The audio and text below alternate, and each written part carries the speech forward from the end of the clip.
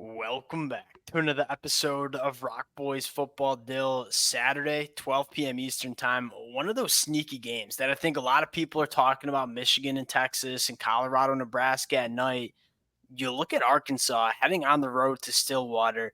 I think this is a fascinating matchup where you look at Oklahoma State and say that is a lot of people's preseason picks to win the Big 12.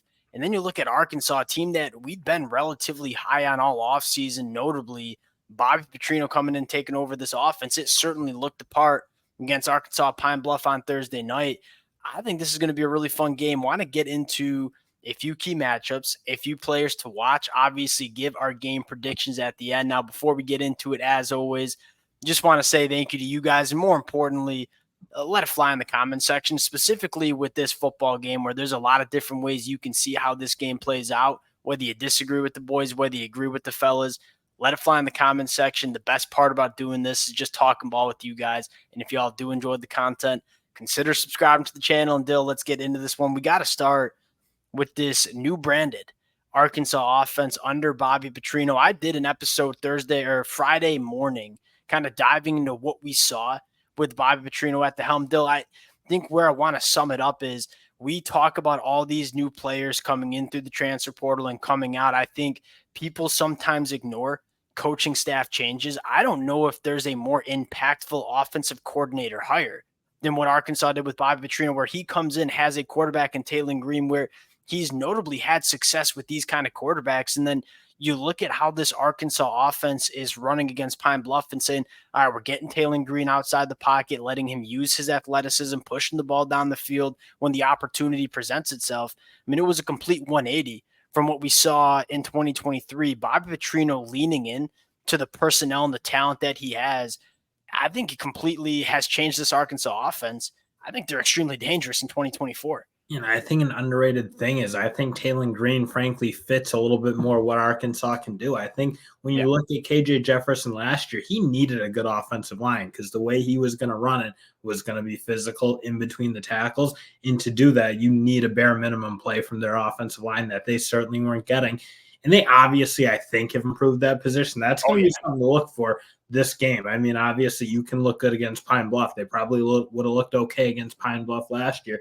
You're coming in a very experienced Oklahoma State defensive line. I'll be looking for that Arkansas unit, but also I think Taylor Green's ability to play a little bit more in space compared to what KJ Jefferson could give him, I think does take a fair amount of pressure off that unit. Yeah, you start getting into matchups with this Arkansas offense versus Oklahoma State. I think it does start with the Arkansas offensive line, which, again, I think on paper is massively improved. I think particularly at the left tackle spot with Fernando Carmona, that was a guy that almost every single Power 4 program across the country wanted to add in the transfer portal.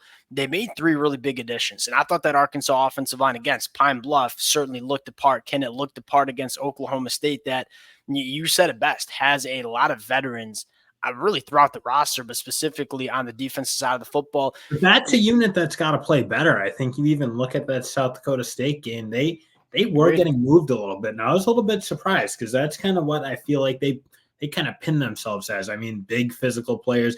You got guys on both the edge and in the middle who are physical. And aside from Colin Oliver, you really don't have guys who are kind of more that explosive pass rushing type. So I think they really should be able to be tough physical against the run. And frankly, I don't think you saw it consistently enough against South Dakota State.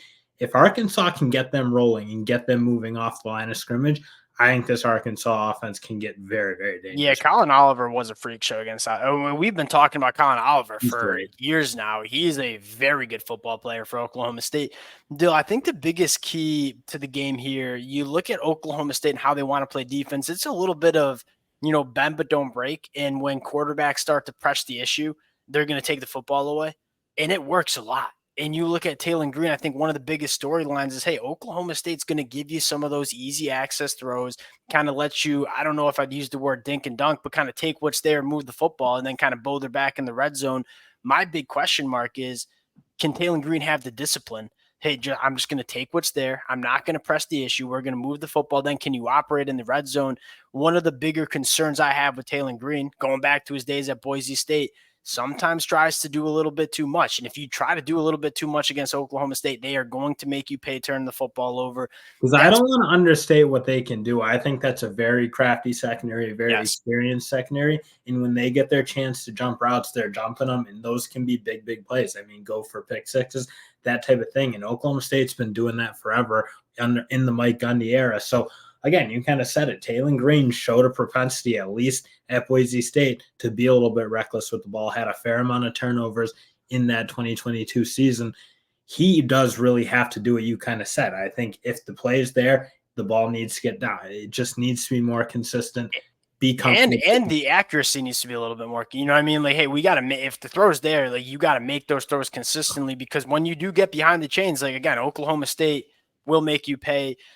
One other question I have is like, how does Oklahoma State deal with Taylor Green's legs? And like, Colin Oliver's a guy that wants to pin his ears back and get after the passer. He's one of the best in the country at doing so. You got to be disciplined with your rush lanes because you want to keep Taylor Green inside the pocket. That is by far where he's. Yeah, I think he showed some improvements against Pine Bluff, but again, that is against Pine Bluff.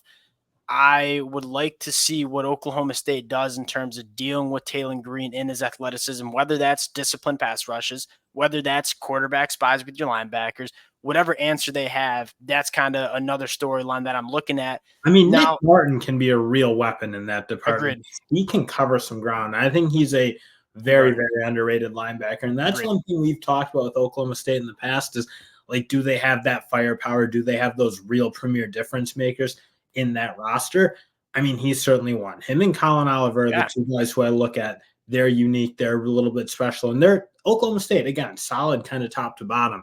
But on that defensive side, it's led by Nick Martin and Colin Oliver. And I think Nick Martin is a very suitable linebacker to deal with that type of athletic quarterback because he really can chew it up. I do think that is the difference for Oklahoma State this year. Is like they've always been a very solid roster, but they got some like Ollie Gordon, obviously on the offensive side of the football. They got a couple wide receivers we're going to talk about too, but they do have a little bit more top end talent than we're used to seeing on this Oklahoma State roster.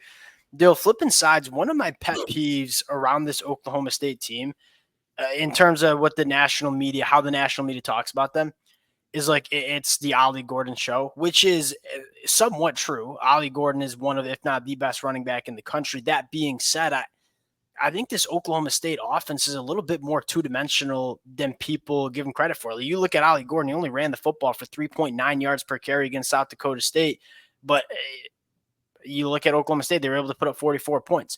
Alan Bowman has played a ton of football, has been in the college football landscape for just about as long as I've been alive.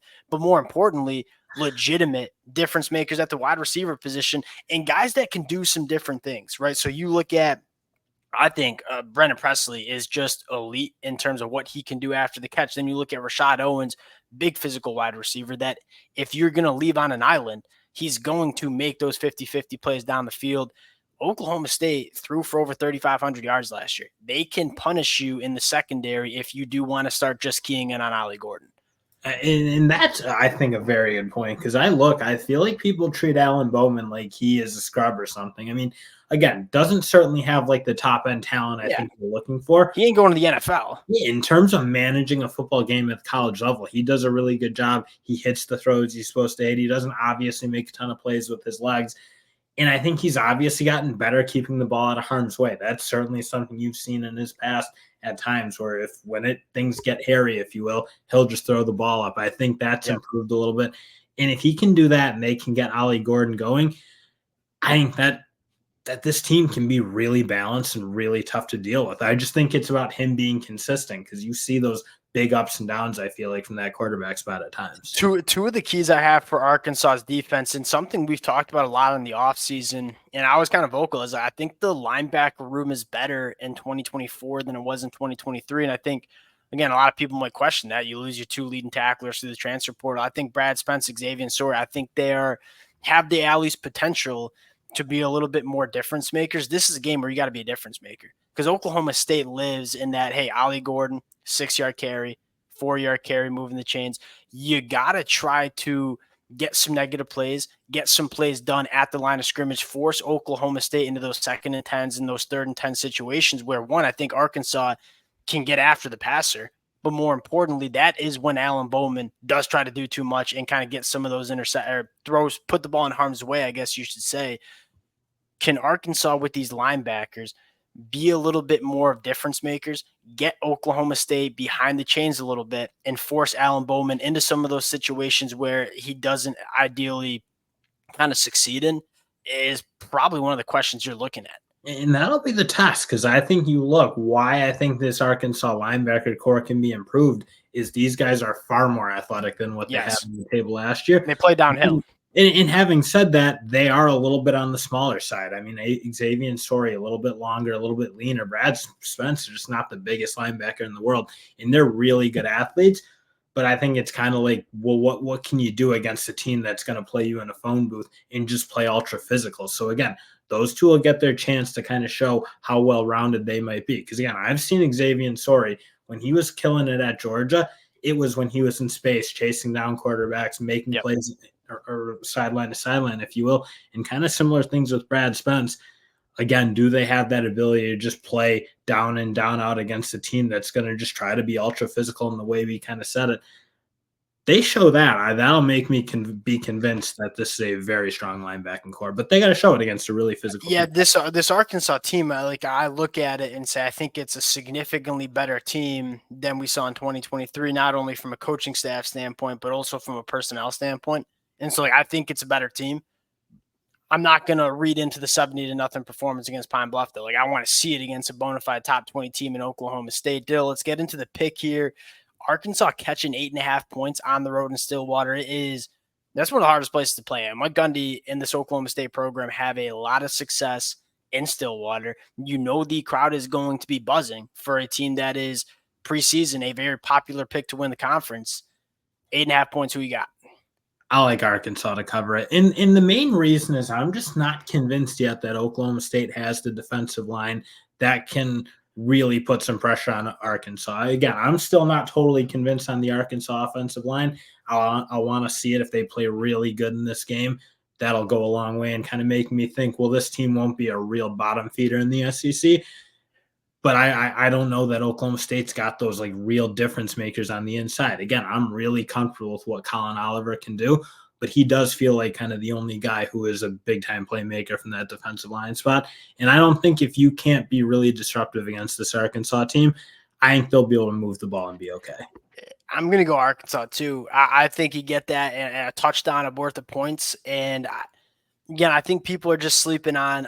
I think in this era of college football where we only evaluate teams from a personnel standpoint, which I'm certainly not saying that personnel doesn't matter. You need talent to win football games in college football. 100% agree. This Arkansas offense just looked different under Bobby Petrino. And I kind of believe that this Arkansas offense takes a massive step in the right direction. I look at the front seven and say, you got guys like Landon Jackson, who I think is one of the better defensive linemen you see in the country, is a hammer against the run as well.